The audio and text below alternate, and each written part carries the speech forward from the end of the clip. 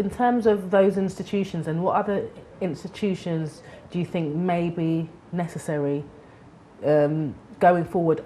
We're at a kind of, I'll ask you that question first and I'll come back to my other question. I think across all public life, there is a need for, whether we call it black perspective, African-centered perspective, there will always be, as far as I'm concerned, certainly within my lifetime, our lifetime, and I would imagine going way forward, given where we are and the nature of the society and the world that we live in, there's always going to be a need for us to build our own institutions. Now, that's not to say that we shouldn't work in partnership with others, and that's not to say that we shouldn't work in other organisations and build those organisations. Not at all.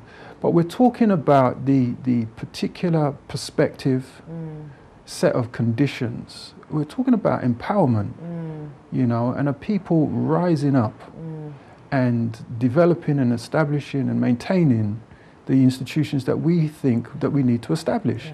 Let's think about media, for example, and Ben TV. Why have we done that?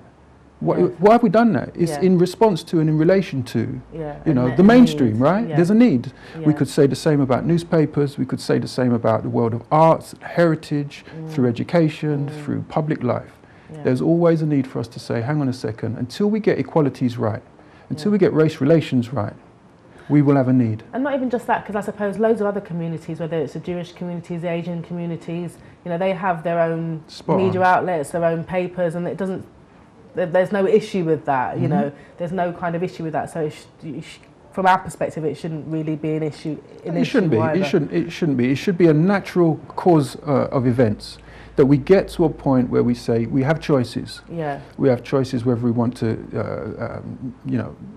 operate and move within the corporate world, and all the other kind of sectors, or whether we wish to stay within our own community and build our own institutions. Why not?